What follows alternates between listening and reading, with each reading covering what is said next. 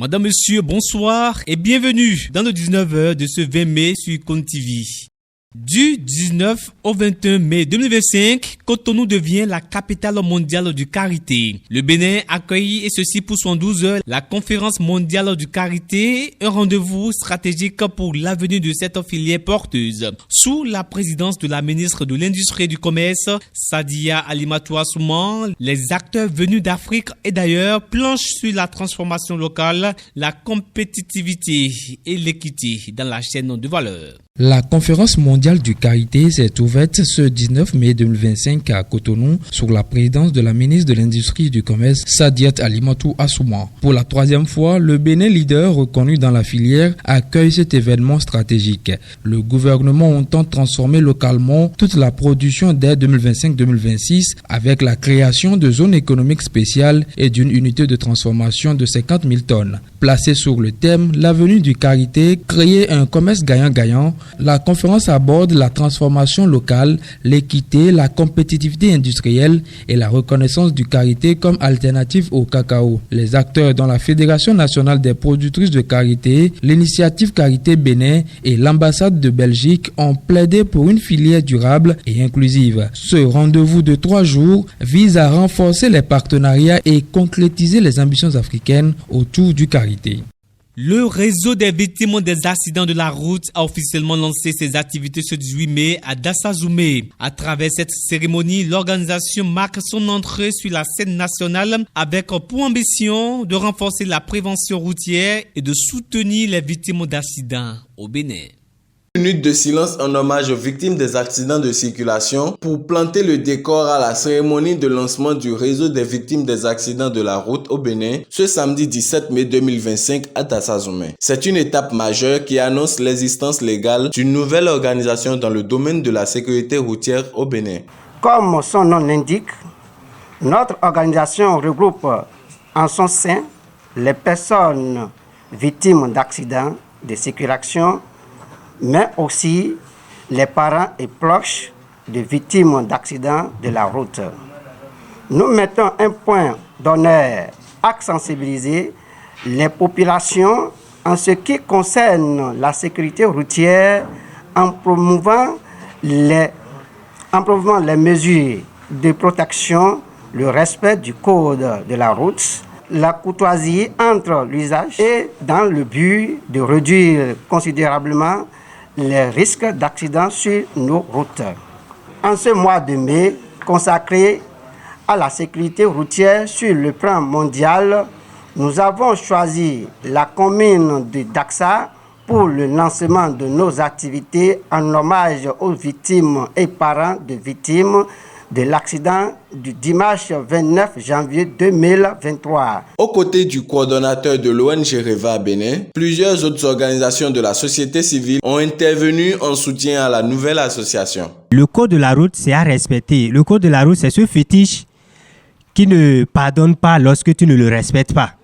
Donc, je voudrais inviter à chacun et à tous de pouvoir respecter le code de la route et également inviter les autorités à travers à divers niveaux bien sûr, de pouvoir soutenir l'ONG pour pouvoir faire exactement ce qu'ils ont prévu dans leur cahier de charges afin de sauver des vies.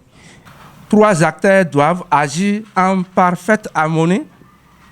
Le conducteur, le moyen de transport et la route elle-même.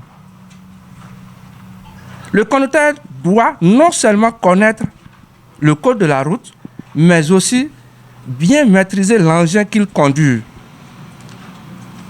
Le véhicule, lui, s'exprime à travers ses feux, clignotants, freins, et doit être en bon état. Quant à la route, elle communique à travers ses panneaux et signaux que chaque usager doit impérativement savoir lire et interpréter.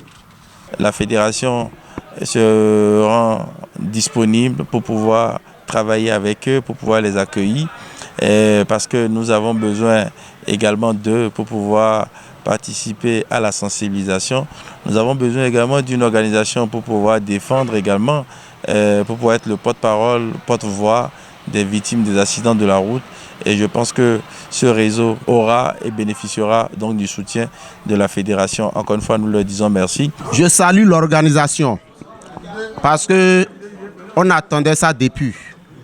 Chaque fois, c'est la sirène des sapeurs on entend dans la commune de Dassazoumé. Donc, vraiment, si l'organisation ne va pas se limiter sur le lancement seul, ça nous fera beaucoup plaisir. Nous sollicitons l'aide de la mairie pour que ça nous accompagne. Force est de constater que plusieurs institutions étatiques impliquées dans la sécurité routière au Bénin ont également répondu présent pour soutenir cette initiative. Au nom du directeur du Centre national de sécurité routière, emperché pour des raisons professionnelles, il pourrait être là, mais il a demandé que je vienne marquer ma présence aux côtés de cette initiative combien noble qui concourt bien sûr à la sécurité des usagers de la route. Lorsque nous avons eu l'invitation de ce que le réseau a une initiative de sensibilisation ici dans les collines, le directeur n'a ménagé aucun effort pour demander à ce que nous soyons présents à vos côtés. Encore une fois, chers responsables ONG, coordonnateurs du réseau des victimes des accidents de la voie publique, le Centre national de sécurité routière, comme vous le savez bien, est une structure d'État qui veille bien au bien-être des usagers de la route, qui au quotidien se bat pour minimiser les risques routiers. Quand on dit qu'il y a accident de la voie publique, souvent vous êtes les premiers à venir nous alerter, c'est-à-dire venir nous informer. Je tiens à vous remercier beaucoup. Contre 0 francs, bien sûr. Oui, ils viennent seulement dire « Ah, chef, il y a accident à tel endroit ». Franchement, ça motive combien de fois vous aimez. Alors, nous sommes là pour tenir compagnie et à l'agence, voir que pour une sensibilisation du genre, on ne va pas rester derrière, mais venir quand même partager nos points de vue. C'est une cérémonie solennelle qui vient renforcer les espoirs en ce qui concerne la sécurité routière au Bénin. L'ONG REVA Bénin mènera plusieurs activités pour édifier les populations dans le seul but de réduire considérablement les accidents de circulation. ONG REVA Bénin, des victimes et parents de victimes au service de la population. Ce samedi 17 mai 2025, les passionnés de la littérature se sont donné rendez-vous à Boycon autour de Gisèle Ablavi-Sossou, jeune plume béninoise qui a dévoilé son tout premier roman intitulé Selidji, La Voix du Destin. Un ouvrage puissant, une fiction narrative qui nous plonge au cœur des tourments de Biowa, un personnage en quête de sa destinée. Reportage Jean-Théophile Oti, Elvis Chiakpe.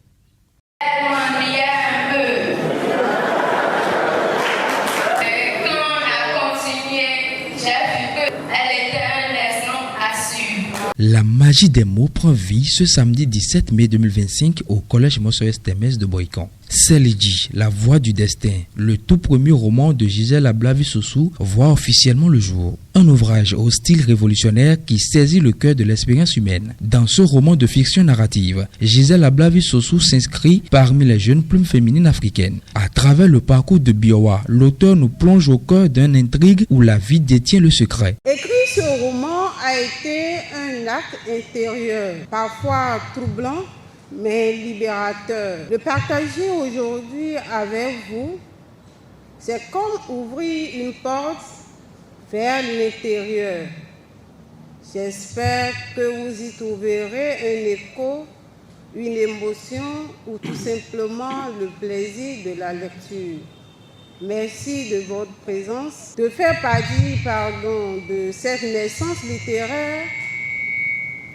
Et merci d'être là. Cet ouvrage de 195 pages, préfacé par le regretté Jérôme Carlos, journaliste et écrivain, est passé au crible par le docteur Moïse Magbondé, spécialiste en littérature africaine. C'est la première fois que je suis invité à présenter une œuvre littéraire écrite par une femme. Le titre de ce livre prend racine dans la langue fongbe, langue synthétique et la plus parlée au Bénin. La voix du destin n'est que la traduction du mot Selidji en français, langue analytique. Le lecteur est ainsi invité à l'exploration d'un itinéraire par lequel une force agissante pourrait faire passer ses sujets. Ce pan péritextuel conditionne inéluctablement la réception de l'œuvre. Pour l'écrivaine, ce roman est bien plus qu'une simple fiction. C'est un cri de cœur, une invitation à affronter son destin malgré les obstacles. Face aux questions du public, Ablavé Gisèle Sossou rappelle que Celle-J, la voix du destin, est avant tout une ode à la résilience. Ce roman est plus qu'une fiction. C'est un chemin intérieur, une traversée de questions, de doutes, de pensées et peut-être pour vous une invitation à explorer ce qui lie les êtres au-delà du temps et des hasards. Parmi les invités, certains n'ont pas caché leur émotion face à ce roman qui interpelle chacun sur la capacité à tracer son propre chemin malgré les obstacles. Les images, les sensations, les émotions tisse la trame de son histoire. Et je m'attendais à avoir un narratif traditionnel, habituel. Mais là où se trouve le génie de notre romancière, c'est le fait qu'elle ait choisi le style interrogatoire pour conduire son récit. Le narratif n'est pas le narratif auquel nous sommes habitués. Il y a une âme sensible qui la connaît et qui a fait l'effort de l'obliger à parler. C'est ça la stratégie de ce roman-là. On a l'impression que celui qui interroge ou celle qui interroge, c'est elle qui rédige le roman, alors que c'est l'héroïne même qui écrit son histoire. Elle a son style. Je n'ai pas vu ce style-là chez une autre romancière, ni chez un autre romancier. Je voudrais la remercier, la féliciter, parce que c'est une plume, je dirais, déjà montante. Et c'est une femme. Il faut les accompagner. Ce n'est pas facile, parce que l'écriture est une œuvre hautement cérébrale. Madame Sossou, elle est avec nous depuis quelques années. Et ce que nous avons retenu d'elle, c'est que c'est une dame laborieuse. Cette année, pour nous faire sortir ce roman, on ne peut que l'accompagner. Celle-J, la voix du destin, est une œuvre à découvrir absolument pour ceux qui croient que le destin est avant tout une question de choix.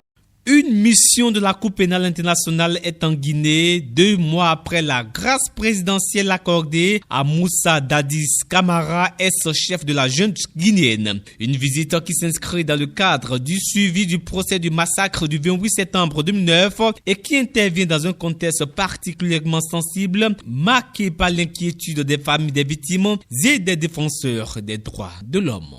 2 mois après la grâce présidentielle accordée à Moussa Dadis Camara, condamné pour crime contre l'humanité, une délégation de la Cour pénale internationale CPI est en mission à Conakry. Elle accompagne le déroulement du procès du massacre du 28 septembre 2009 où plus de 150 manifestants ont été tués et une centaine de femmes violées. Cette visite intervient dans un contexte tendu. La décision du général Mamadi Doumbouya d'accorder la grâce avant même l'épuisement des voies de recours est perçue comme une atteinte au principe de procès équitable. L'Organisation guinéenne des droits de l'homme OGDH, qui représente les victimes, dénonce également une indemnisation partielle et jugée arbitraire. Selon l'article 4 du mémorandum signé avec la CPI, cette dernière pourrait se saisir du dossier en cas d'entrave manifeste à la justice nationale.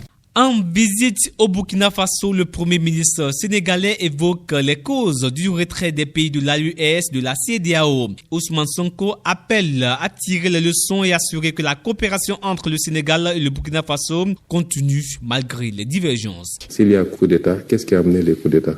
Et pourquoi, quand les gens font des tripoteuages constitutionnels, la CEDEAO ne parle pas? Quand des gens briment des opposants, la CEDEAO ne parle pas? Jusqu'à ce que certaines situations arrivent, on sort des communiqués, on fait des embargos et on menace d'intervenir militairement. C'est ces erreurs qui nous ont conduit à ça. Et j'espère que la CEDEAO en tirera toutes les leçons. Même si ça a éclaté, nous continuerons à travailler ensemble. Nous avons 20 accords de coopération signés et ratifiés. Il y a 23 autres qui sont en cours de discussion. Vous pensez que c'est parce que le Burkina n'est plus dans la CEDEAO que ça va arrêter? Non. Nous allons continuer et même peut-être accroître la coopération. La Confédération africaine de football, CAF, a annoncé la signature d'un accord de partenariat avec la Commission européenne. La Commission deviendra partenaire de plusieurs compétitions continentales, notamment les prochaines éditions de la Coupe d'Afrique des Nations, la Coupe d'Afrique des Nations féminines et le championnat africain scolaire de football. Gaius Abouakounou. Ce dimanche 18 mai 2025, la Confédération africaine de football CAF a révélé un nouveau partenariat historique. En effet, l'Union européenne devient sponsor officiel de plusieurs compétitions majeures du football africain, dont la CAN 2025 prévue du 21 décembre 2025 au 18 janvier 2026 au Maroc. Une première historique entre l'Union européenne et la CAF. L'accord a été signé ce dimanche au siège de la CAF au Caire, en Égypte, par Patrice Motsepe, président de la CAF, et Joseph Sikela, commissaire européen aux partenariats internationaux. Une signature qui marque une volonté commune de renforcer les liens entre l'Afrique et l'Europe à travers le sport. L'Union européenne ne se limitera pas à la CAN 2025 seulement. Le partenariat couvre également la CAN 2027, la CAN féminine 2025, prévue du 5 au 26 juillet 2025, le championnat africain de football scolaire organisé par la CAF. C'est la fin de ce rendez-vous d'information. Merci de nous avoir suivis. Excellente suite de programmes à toutes et à tous sur CONTV. D'ici là, portez-vous bien.